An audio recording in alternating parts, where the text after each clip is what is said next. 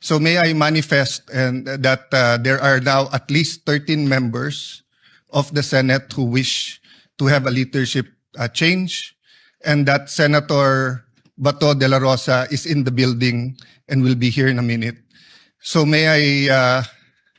kindly inform and apologize to the Senate President that for security reasons, I could not go up to you earlier to ask you and tell you this, but had to inform you